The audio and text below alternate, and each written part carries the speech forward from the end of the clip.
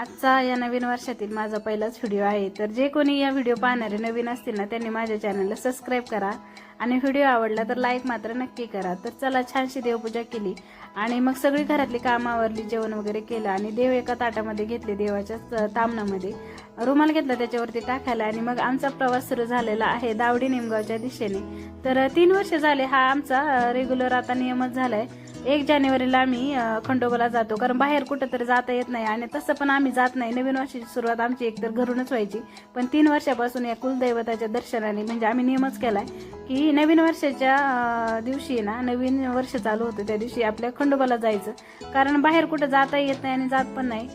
त्याचं कारण असं की आता हे कोरेगाव भीमाला येणारे भरपूर लोक असतात ना, आणि त्याच्यामुळे आमच्या इथून पुढे गाड्या काय जाऊनच देत नाही, म्हणजे रस्त्याला पण एंट्री नसती आमच्या इकडे, तर रस्ते पण बंद असतात बॅरिगेट लावून, त्याच्यामुळे कुठं जाण्याचा प्रश्नच आहे। एक तर गावाला जाऊ शकतो किंवा मग आमचं खंडोबाचं कसं आउटसाईडला पडतं ना, दावडी निमगावचा खंडोबा आहे आमचा, त्याच्यामुळे मग तिकडे जाता येतं। तर 3 वर्षापासूनचा हा नियम आज या वर्षी पण आम्ही फॉलो केलाय आणि फायनली आम्ही सगळे चौघं पण आयुषला पण बोलून घेतलं होतं, मग इथं दर्शनासाठी आलो। तर पाहिलं तर इथं 2-3 आहे ना मोठे मोठे बैल आणले होते गाड्याचे, तर ते बैल पाहून भीती वाटत होती। दोघं जण पकडून त्याच्यासोबत काही जण फोटो काढत होते। आता सिटीतून आलेल्या लोकांना कशाचंही नवल असतं, हो की नाही? तर बरेच जण आहे ना बैला शेजारी पण उभं राहून इथं फोटो काढत होते। तर आतमध्ये आलो तर बघा किती छान दिसते। इथं खंडोबाचं मंदिर असल्यामुळे सगळीकडे भंडारा पिवळं दिसते, मस्त दिसते एकदम, असं वाटते कलर मारलाय पण सगळं भंडाऱ्याने पिवळं झालंय। तर मंदिर सुद्धा किती सुंदर दिसत होतं बघा। काहीतरी 3-3:30च्या दरम्यान आम्ही इथं आलो होतो, तरी भरपूर गर्दी होती आणि असं वाटलं नव्हतं की एवढी गर्दी असेल, पण म्हटलं बरेच जण आपल्यासारखं असं ठरवत असेल की नवीन वर्षाची सुरुवात कुलदेवाच्या दर्शनाने करायची, तर त्यामुळे जेवढी गर्दी असेल। तर जागरण वगैरे नव्हती बरं का इथं आज चालू, फक्त डायरेक्ट दर्शनासाठीच लोक येत होते, नाहीतर बरेच जण का देवापाशी इथं जागरण पण घालतात, पण आज काय जागरण वगैरे नव्हती। तर इथं गाभाऱ्यामध्ये रांगेनेच आता इथं आम्ही सगळेजण आलो होतो इथं आतमध्ये, सगळेजण येळकोट जय मल्हार, खंडोबाच्या नावानं चांग भलं असं मस्त म्हणत होते, भारी वाटत होतं, कारण गाभाऱ्यात ना मस्त आवाज घुमतो इथं आतमध्ये आल्यावरती। तर बघा इथं दरवाजातून किती छान मूर्ती दिसते खंडोबाची।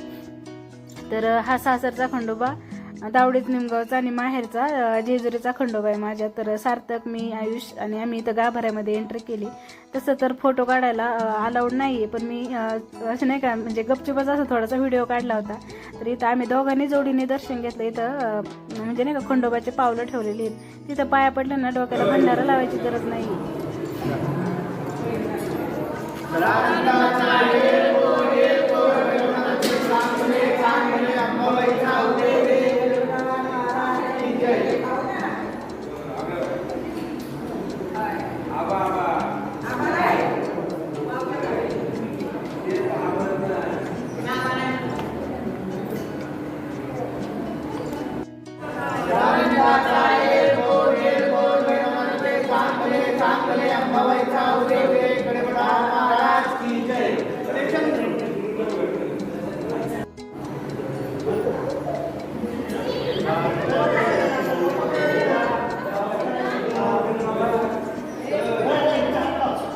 तर छान असं दर्शन घेतलं, गाभाऱ्याच्या बाहेर आलो, तिथे ना 2 जण होते व नाही का हे करायला तळी भरू लागायला, ते दोघांनी आमचे 3 असे 5 जणांनी मिळून तळी भरली आणि बाहेर आलो। आता इथं खोबऱ्याचे छोटे तुकडे करत होता सार्थक आणि मग आयुष, दोघांनी तुकडे केले आणि मग इथं बाहेर आलं ना की प्रदक्षिणा घालतात ना मंदिराभोवती आणि ते भंडारा आणि खोबरे एकत्र उधळतात आणि येळकोट जय मल्हार म्हणतात, असं सगळेच जण करतात। बरेच जण ते वरती फेकलेलं खोबरं घेऊन पण प्रसाद म्हणून खातात। तर आम्ही दोघांनी पण इथं भंडारा आणि खोबरं उधळलं, देवाला इथं प्रदक्षिणा मारली। आता सगळं झालं होतं, निघायचंच होतं, पण आता पोरं म्हटली नाही मम्मा आम्हाला फोटो काढायचे। तर मग इथं दोघांचे इथं फोटो काढण्यासाठी मग आम्ही जरा वेळ थांबलो आणि तसं तर कोणत्याही देवळात जा तुम्ही तिथं जरा वेळ बसायचं असतं, गेल्या दर्शन घेऊन कधी निघायचं नसतं। तर इथं मग आम्ही पण जराशे फोटो वगैरे काढले मंदिराच्या समोर। तर मंदिर खूप छान दिसत होतं, एकदम प्रसन्न वाटत होतं, पिवळा भंडारा आणि लोक पण आहे ना भरपूर जण येत होते नवीनच। तर इथं सार्थक आता आयुषचे फोटो काढते। आता ही टॉम अँड जेरीची जोडी आहे ना इतर वेळेस भरपूर भांडणं करत असते, पण जेव्हा फोटो वगैरे काढायचं असं ना तेव्हा एकदम गोडी गुलाबीने एकमेकाशी बोलत असतात। तर आता दर्शन वगैरे झालं, बाहेर आलो आणि हे दोघं गेले होते देवाचा घोडा पाहण्यासाठी। तर मग आम्ही इथं बसलो होतो जरा वेळ, मग नंतर आम्ही आलो। येताच लागतं हे यमाई कनेरसाची यमाई, तशी तर ही यमाई म्हणजे नाही का रस्त्यावरच एकदम रोड टच. तर मग आम्ही पण येता येता ह्या देवीला पण दरवर्षी जातच असतो. तर बघा आता इथे ह्या दोघांचा हात पुरते म्हणून त्यांनी घंटा वाजवला. तर सार्थकला पण वाजवायचा होता, पण त्याची काही ती इच्छा पूर्ण झाली नाही, कारण त्याची उंची कमी पडली. म्हटलं पुढच्या वर्षी ना तुझी उंची तेवढी झाली पाहिजे, तुला घंटा वाजवता आली पाहिजे, हे टार्गेट ठेव, उंची वाढवण्यासाठी काहीतरी कर, असं मी त्याला चिडवत होते. आणि मग नंतर इथं यमाई देवीचं पण आम्ही इथं दर्शन घेतलं आणि मग इथं बाहेर येऊन बसलो. इथं बाकडे केलेले आहेत यमाई देवीच्या समोरच, होमकुंडाच्या समोरच आहे बसायला. तर तिथं पण आम्ही जरा बसलो आणि मग आम्ही निघालो, कारण भरपूर उशीर झाला होता घरी येण्यासाठी. तर येताना यमाई देवीच्या तिथून त्या पुजाऱ्यांनी आम्हाला हार दिले होते ना, तर तोच हार मी इथं देवाला घातला होता. आता येता येता दहामारी गावातून आम्ही येत होतो. तर इथं ना यात्रा होऊन गेली होती 2 दिवसापूर्वी. आणि तुम्हाला माहिती आहे का, यात्रेत आहे ना शेव, रेवडी, गरम गरम जिलाबी, भजे ते ना भारी लागतं बरं का खायला.